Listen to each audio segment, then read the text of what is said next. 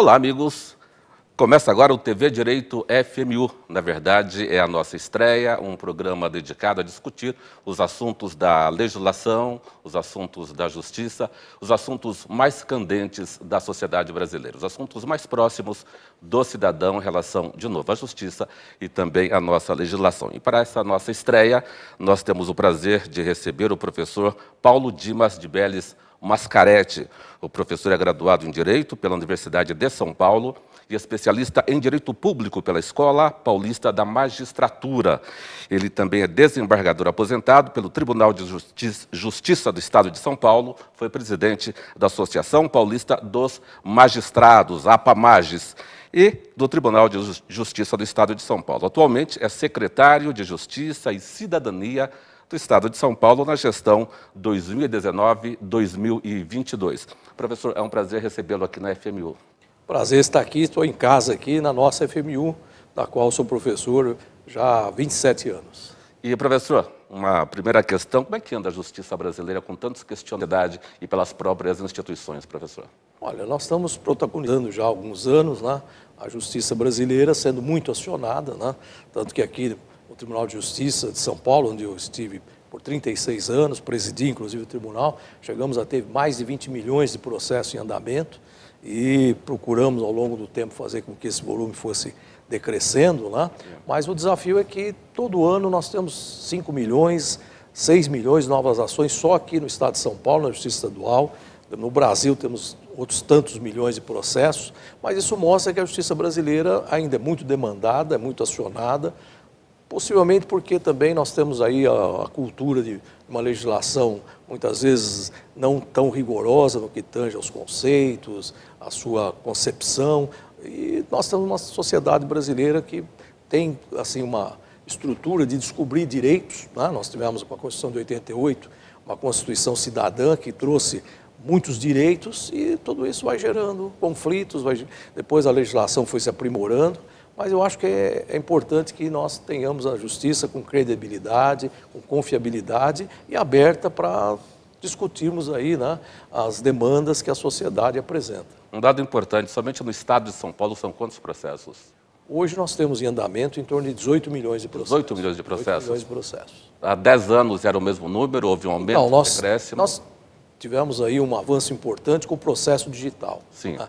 Nós implementamos no tribunal, ao longo do tempo, o processo digital. Então, isso faz com que nós tenhamos uma certa agilidade, né? Melhoramos a estrutura de assessoria para os magistrados. Então, hoje nós temos as demandas tramitando mais rapidamente, com qualidade, evidentemente, mas isso faz com que também a gente possa dar um resultado melhor, né, em termos de celeridade. Mas isso nós temos que avançar, né, e procurar também, hoje uma coisa importante que nós temos colocado, inclusive na universidade, temos que procurar também outras soluções para a pacificação social. Então estamos investindo nos tribunais federais e estaduais muito em mediação e conciliação. Desses 18 milhões de processos, qual área do direito é mais demandada? Olha, a área civil tem um volume superior. Algo específico da área civil? Acho que demandas variadas, gerais. Nós temos na área civil demandas que envolvem o direito público, o direito privado, né? Então, a somatória dessas demandas traz um volume bastante expressivo. Perfeito. E dessa experiência toda que o senhor tem, eu gostaria de saber um pouco sobre essa carreira, desde a primeira instância até o Tribunal de Justiça do Estado de São Paulo. Esse caminhar durante quanto tempo e o que o senhor destacaria? Olha, eu comecei, na verdade, no Ministério Público em 79. Na época nós éramos como denominados promotores públicos, uma realidade totalmente diferente da justiça, não tínhamos nem a Constituição Cidadã, que trouxe inclusive para o Ministério Público novas atribuições, novas garantias. Um avanço muito grande. Muito grande para o Ministério Público, foi um avanço transformador, porque o Ministério Público passou a ser uma carreira de fundamental importância, principalmente para a cidadania. E depois eu tinha uma vocação para a magistratura, fiz um novo concurso, em 83 passei a ingressar aos quadros do judiciário como promotor, como juiz substituto, né? Fiz a carreira toda, até chegar a desembargador, né? Muitos desafios, né? A gente colocava que na época, quando começamos, máquina de escrever, papel carbono, borracha, caneta, né? Hoje nós estamos numa era totalmente tecnológica, isso já faz alguns anos, principalmente de 5 anos para cá, nós tivemos uma evolução muito grande no judiciário, né? Então, uma transformação tanto do judiciário, mas impulsionada essa transformação pela transformação da própria sociedade. Então, hoje nós temos uma mudança muito grande, né, nos paradigmas do judiciário, e a partir da Constituição de 88, como já mencionei, né, muitas alterações legislativas, né, dando efetividade a uma Constituição que traz enormes previsões aí, principalmente no campo dos direitos de cidadania, né, nos direitos e garantias individuais. Isso foi transformando a sociedade e provocando até, como nós mencionamos no início, uma demanda muito grande junto ao judiciário. Perfeito. Facilitou bastante também a vida do advogado, não? Veja, hoje com o processo digital principalmente, né, o advogado tem facilidade para consultas, não precisamos mais ter aquelas filas de advogados que se dirigiam aos fóruns para protocolar petições, para protocolar novas ações. Hoje tudo entra no sistema digital, né? O advogado, se quiser, hoje eu até digo isso para os nossos alunos, ele senta no notebook, pode trabalhar na praia, em qualquer lugar, e de lá ele tem toda a condição de identificar o andamento dos processos, peticionar, dispensando estagiários, secretaria. Isso vai também trazer uma nova realidade até em termos de atuação de estagiários, de secretários, e vai trazer uma transformação também no que tange a empregabilidade no sistema da justiça. Explorando um pouquinho mais essa experiência do senhor, gostaria de saber um pouco sobre a experiência como administrador e como magistrado, diferenças, semelhanças, o que o senhor pode destacar? Olha, como você até mencionou no currículo, eu tive a experiência de ser presidente da Associação Paulista de Magistrados e presidente do Tribunal de Justiça. Então, nas duas oportunidades, tive a indicação de estar atuando na esfera política e na esfera administrativa, né?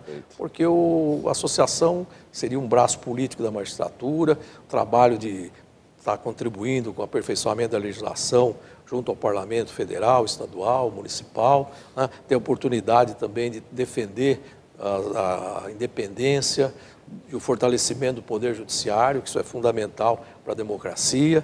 E depois no Tribunal de Justiça tivemos também uma experiência administrativa grande, porque nós temos aqui no estado de São Paulo, o Judiciário Bandeirante, com 320 comarcas, mais de 800 prédios, em torno de 50 mil servidores, em torno de 2.500 magistrados. Então, um judiciário gigantesco, que é talvez o maior, ou um dos maiores do mundo, né? E que, mencionei também, né, estavam na época com mais de 20 milhões de processos. Então, o desafio administrativo é muito grande e a gente sempre pensando lá em planejamento estratégico, boa governança, transparência e eficiência, me parece que isso é fundamental para uma boa administração. Perfeito. Estamos conversando com o professor Paulo Dimas de Bellis Mascaretti, na estreia do nosso programa TV Direito FMU.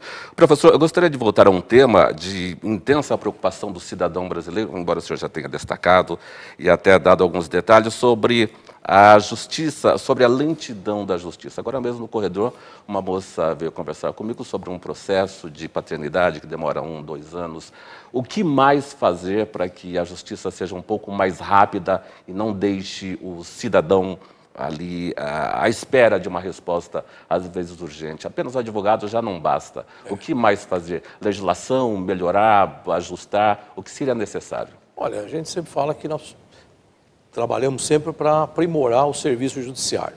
Esse foi o nosso desafio, tanto na PAMARS como no Tribunal de Justiça. Nós temos, às vezes, um contraste, dependendo do local onde a demanda está tramitando, ela tramita mais rapidamente ou, às vezes, demora um pouco mais. O que nós fizemos ao longo do tempo? Procurar equilibrar essa situação, né? Procurar dar mais estrutura onde havia maior dificuldade de processamento, mas basta dizer, por exemplo, que nós temos hoje no Tribunal de Justiça 360 desembargadores, 85 juízes substitutos do segundo grau. Algumas câmaras julgam em 2, 3 meses, conseguem julgar os recursos, as ações de competência originária. Outras câmaras já têm mais dificuldades, às vezes é 1 ano, 2 anos para julgar um recurso. E nós temos que tentar compensar tudo isso. Tem comarcas aqui, mesmo aqui na capital, no Fórum João Mendes, os processos tramitam rapidamente. No caso, por exemplo, você mencionou a ação de investigação de paternidade, depende muitas vezes de uma perícia de DNA, né? Nós, agora na Secretaria de Justiça, temos o IMESC, estamos aprimorando o IMESC para fazer essas perícias rapidamente. Então, às vezes, a demora numa perícia, que pode ser necessária em muitos processos na área civil, pode trazer um incômodo e fazer com que aquele processo tenha uma duração prolongada. Nós temos que investir para melhorar todos os setores, né? Fazer com que o processo tenha celeridade, e isso é algo que tem que ser construído ao longo do tempo. Mas melhoramos muito a tramitação dos processos, principalmente aqui na Justiça Estadual de São Paulo. Perfeito. Ainda pensando no cidadão, outra questão não menos importante é o que se paga para um advogado, não que ele não mereça. Mas o advogado ainda é muito caro no Brasil, não, professor? Então, veja... Ou depende? Eu acho que depende. Hoje nós temos aí, né, muitos bacharéis em direito atuando, né, muitos inclusive atuando na assistência judiciária gratuita, a partir de um convênio que existe entre a OAB e a Defensoria Pública. Nós temos os defensores públicos que atendem a população mais necessitada. A Defensoria Pública em São Paulo se aprimorou muito.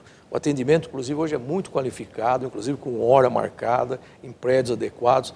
Antigamente, nós tínhamos a Procuradoria do Estado fazendo assistência judiciária, formava aquelas filas aqui, na mesma Avenida da Liberdade, no número 32, filas a partir das 5 horas da manhã. Isso tudo foi eliminado, né? Então, na verdade, a gente fala em advogados caros, nós tivemos uma matéria na revista Veja mostrando os advogados que, na verdade, são os advogados que atingiram um patamar na carreira, que eles podem cobrar o que quiserem, porque tem uma clientela qualificada. Mas a maioria dos advogados luta com dificuldades, né? Tem aí, né, uma concorrência muito grande na área. Né? Quantos advogados temos em São Paulo hoje? 400 mil? Assim? Eu acho que hoje a inscrição na OAB está acima do número de 400 mil advogados. Né? Então, beirando os 500. Nós temos aí, cada ano, mais advogados ingressando aí na OAB, né, no mercado de trabalho. Melhor para a sociedade, não, professor? Eu acho que sim. Né? O que nós temos que trabalhar muito, isso é algo que a OAB cuida muito, é também qualificar melhor os profissionais. Né?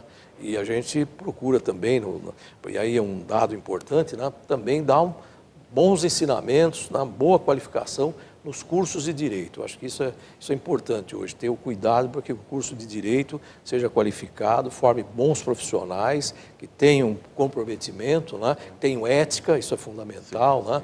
A gente tem que ter... O estatuto é bastante severo, o estatuto pois bastante severo em relação a isso. Pois é, então essa questão ética, essa é uma questão, e a questão do preparo técnico, são situações fundamentais. Então, acho que a gente não pode dizer que o advogado é caro. Lógico que as pessoas necessitadas podem buscar a Defensoria Pública e os advogados do convênio da OAB com a Defensoria Pública. E daqui a pouquinho nós vamos falar da experiência do senhor na Secretaria da Justiça e da Cidadania. Ainda em relação à qualificação dos advogados, o exame da ordem, primeira fase, muito dura, bastante difícil, há muita reprovação. Segunda fase também, ajuda a qualificar de alguma maneira ou apenas uma forma de colocar o advogado um pouco qualificado no mercado? Olha, eu acho que o exame da OAB, eu digo que é fundamental hoje, necessário, né? Porque é uma forma de você, de alguma maneira, selecionar aqueles que estão, de alguma maneira, preparados para o exercício profissional. O advogado tem uma responsabilidade enorme. Eu digo que na área civil, o advogado é, inclusive, o primeiro juiz da causa, né? Ele que vai dizer, né, qual a demanda apropriada, qual o rito a ser seguido. Né? E, às vezes, uma demanda mal proposta ou alguém que esteja respondendo uma ação seja mal defendido, isso causa um transtorno enorme. Na área criminal, que nós temos, inclusive, aí, preocupação da liberdade da pessoa, se o advogado não tiver uma qualificação, obviamente que isso causa um problema muito sério para aquele que está sendo assistido pelo advogado. Então, nós temos que ter essa preocupação, e o exame da ordem é um filtro, mostra que a pessoa que se forma, ela tem que estar qualificada, tem que estar preparada, né? E, de alguma maneira, está sempre se reciclando. Eu tenho mais de 40 anos de carreira jurídica e digo que a gente está sempre aprendendo, está sempre estudando, tem que estar sempre se aprimorando. Perfeito. Nós estamos recebendo hoje, aqui no TV Direito FMU, o professor Paulo Dimas de Bellis Mascaretti. Daqui a pouquinho, nós vamos agora a um rápido intervalo e, na volta, vamos falar da experiência dele na Secretaria da Justiça e Cidadania. Voltamos já.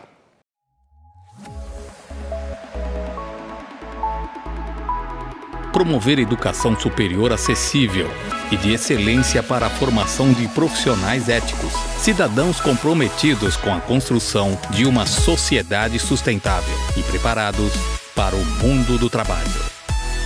Ser a maior e melhor instituição de ensino superior no seu segmento, promovendo empregabilidade e inclusão social.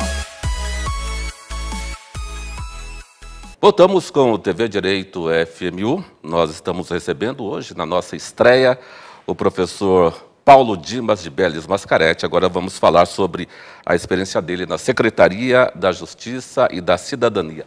Como é que é isso, professor? É uma escolha política, técnica? Como funciona, professor? Olha, eu debito essa posição hoje, é uma escolha técnica do governador, por eu ter sido presidente do tribunal, ter tido uma carreira de mais de 36 anos. Estamos falando de João Dória, claro. Isso, sim. O governador João Dória fez esse convite para integrarmos o executivo. Pensei muito porque é um novo desafio, uma nova experiência, mas, na verdade, vim para a Secretaria da Justiça e Cidadania representa, de alguma maneira, uma continuidade no trabalho dentro do segmento de justiça, né? Porque lá nós vamos fazer a interlocução do Judiciário com o governo, do governo com o Ministério Público, a Defensoria Pública, né? E trabalhar principalmente ações de cidadania, que é algo que nós também trabalhávamos corriqueiramente na APAMAGES e também no Tribunal de Justiça. Então nós temos lá na Secretaria muitos programas envolvendo a defesa, né, das pessoas mais vulneráveis, políticas voltadas à proteção, né, das pessoas que estão, por exemplo, sofrendo racismo, homofobia, né? Nós temos lá políticas também para a comunidade indígena, políticas para a mulher, né? Faltas de violência. Muito atuais. Tem, né? Origem lá na Constituição de 88, não? Nós temos lá, por exemplo, um programa de proteção a vítimas e testemunhas ameaçadas, né, que estão depondo em processos criminais e têm que ser, de alguma maneira, protegidas. Nós temos programa de proteção a crianças e adolescentes ameaçados de morte, programa de apoio. Nós tivemos, por exemplo, atuando lá na Escola Raul Brasil, quando tivemos aquele massacre, junto às vítimas sobreviventes, junto aos profissionais de educação, dando apoio aos familiares das vítimas fatais. Então, nós temos, na verdade, um trabalho multidisciplinar, né, de atuação, e temos os Centros de Integração de Cidadania, e vejo, ainda dentro do guarda-chuva da Secretaria, nós temos 5 entidades vinculadas, o PROCON, o IMESC, que é o Instituto de Medicina e Criminologia, que faz perícias judiciais, que nós estamos aprimorando, temos o Instituto de Terras, que cuida da regularização fundiária, temos aí também o IMESC, que já falei, o IPEM, que é o Instituto de Pesos e Medidas, e a Fundação Casa. Eu estou acumulando, nesse momento, a presidência da Fundação Casa. É um trabalho, assim, grande, mas muito desafiador e muito gratificante de reinserção social de adolescentes que praticaram atos infracionais. Escapou aqui do currículo do senhor. Sobre a Fundação Casa, fale um pouco mais sobre isso, algo tão delicado na sociedade brasileira, hoje tratar do jovem, principalmente do jovem infrator. Como é que é a rotina do senhor nessa relação com a Fundação? Olha, a gente fica feliz de estar acumulando, né, até designar outra pessoa para estar lá à frente da Fundação, mas me entusiasmou pela experiência que nós tivemos no Judiciário, junto à infância e adolescência, e nós começamos lá a trabalhar e ver que nós temos que, em primeiro lugar, melhorar essa imagem da Fundação, porque nós temos que mostrar que aquilo não é um presídio, nem um depósito de adolescentes infratores. Aqui é um lugar para aplicar o que nós chamamos de medidas socioeducativas. Então, isso funciona muito bem. As unidades são 143 do Estado, com até 66 internos, meninos e meninas, e lá nós... Na capital, quantas tem, professor? Na capital nós temos em torno de 70, mais ou menos. Qual o perfil desse jovem hoje? Olha, do jovem, adolescente e da menina também? A maioria são meninos e meninas entre 15 e 17 anos. O envolvimento maior é com o tráfico de drogas, quase 50% dos internos envolvidos com o tráfico de drogas. Existem? Poucos casos. A maior parte é tráfico de drogas? Tráfico de drogas e outros 40% com roubo, crime de roubo. E aí nós temos alguns que praticaram latrocínio, crimes sexuais, né, homicídios, mas é um número a maior parte bem reduzido. Tráfico. O envolvimento com o tráfico, mostrando a fragilidade da nossa sociedade, né, que não está sabendo lidar, né, com essa juventude para tirá-la do jugo do crime organizado, para trazê-la para as escolas. Já estão no crime organizado ou não? Então, logicamente que hoje o tráfico de drogas tem uma organização que vai cooptando esses meninos nas comunidades, né? E a gente, por exemplo, identifica que, por exemplo, 70% desses internos estão há mais de ano fora das escolas, né? Então, lá dentro da fundação, isso é importante, tem mostrado isso, tivemos matérias boas na mídia em geral, mostrar que ali dentro é um lugar onde os meninos têm espaço para ter educação formal, né? Então nós temos lá, das 6 da manhã às 9 da noite, os meninos envolvidos com atividades. Então, educação formal, educação profissionalizante, inserção em arte e cultura, esportes. Nós fizemos esse ano Copa Casa de Futebol, torneio de xadrez no estado inteiro, festival de música, mostra de arte, né? Os meninos estão aí participando do Enem, né? Então nós temos feito todo um trabalho, Olimpíadas de Matemática. E é o bastante, professor? Realmente reintegra o jovem Muitos. na sociedade? Nós temos, inclusive, se consultar a mídia aí, nós temos muitos exemplos importantes. Agora mesmo, essa semana, divulgamos ex-internos indo espontaneamente às unidades para dar palestra, mostrar um novo caminho para esses jovens. Nós temos muitos que saem de lá já empregados, agora outros cursando faculdade. E a reincidência, professor? A reiteração, nós estamos estudando, está em torno de 20% alto, a 22%. De cada 10, 2, 3 mais ou menos voltam a... Pode ser, é nessa linha, mas isso nós estamos estudando porque também nós vamos fazer um estudo bem detalhado, porque pode ser mais, pode ser menos, mas a nossa preocupação é, de alguma maneira, buscar a reinserção, que seja de 1, de 2, enfim, todo o trabalho é dirigido a que haja essa recuperação. E a gente está trabalhando muito agora uma questão que é importante. Você mencionou uma coisa interessante, a reiteração, nós chamamos de reiteração. Essa reiteração, ela é provocada muitas vezes porque o jovem saiu de lá, teve um período de, às vezes, de 1 ano, 2 anos até, submetendo a mídia socioeducativa e sai sem nenhum apoio, às vezes não consegue nem voltar para a escola. Então, o que nós estamos estudando? Fazer um trabalho que nós chamamos de avaliação de impacto social, que é justamente o acompanhamento do interno pós-medida, quando ele deixa a internação. Esse ano que vem nós vamos iniciar o projeto aqui na capital, já estamos fazendo convênios nos municípios para dar apoio para que esse jovem tenha a possibilidade de seguir um caminho fora do mundo do crime. São quantos jovens mesmo hoje? Olha, nós temos hoje em torno de uma média de 8 mil internos. 8 mil, capital? Na capital e interior, no estado todo, né? Então, a gente tem essa meta de reinserção. Nós temos, depois, fora das unidades de internação, medidas aí que são de meio aberto, que nós chamamos, né? Então, temos casas de semi-liberdade, às vezes liberdade assistida, né? Tem outras medidas de apoio a esses jovens, mas tudo voltado à ideia de reeducação, né? De reinserção social. E temos, graças a Deus, conseguido muito sucesso. Ótimo. Qual o custo médio de cada jovem? Custo ou investimento? Olha, eu acho que, em primeiro lugar, é investimento. Sim. Mas é algo também que nós estamos revendo, porque eu, quando cheguei lá, vi que essas projeções de custo, às vezes, não estão lá muito bem delineadas no que tange a critérios objetivos. Hoje se fala de um custo de 9 a 11 mil, dependendo da unidade. É um custo, de cada jovem. É um custo elevado. Até tem pessoas que dizem, não é mais fácil botar esses meninos até num avião, mandar estudar fora do Brasil. No sistema, entre 9 e 11 mil reais. Essa é uma conta que nós estamos verificando. É a divulgação que existe, mas nós estamos agora, criamos uma comissão para avaliar esse custo efetivo. Porque nós temos hoje, como eu mencionei, em primeiro lugar, unidades com um número restrito de internos. E isso é importante para a aplicação da medida socioeducativa. Depois que nós temos uma estrutura em cada unidade de servidores, aí tem área pedagógica, atendimento à saúde, né, atendimento psicológico, a parte de parcerias com instituições que trazem lá cursos profissionalizantes, inserção em arte e cultura. Então, é uma equipe de apoio bastante expressiva. Hoje nós temos na Fundação em torno de 11 mil servidores efetivos. Então, é uma estrutura que, obviamente, a gente tem sempre procurado otimizar os recursos, mas, como você até mencionou, isso é um investimento para que a gente possa, de alguma maneira, recuperar, reinserir pessoas, meninos e meninas, que muitas vezes não tiveram oportunidade. O Estado falhou, né? Isso a gente coloca muito com os juízes da infância e juventude, eles mesmos se colocam nessa posição. O Estado falhou na inserção desses meninos, em dar oportunidades, em dar a eles, né, algo que eles não tiveram em termos de estrutura familiar, até de inserção na escola, né?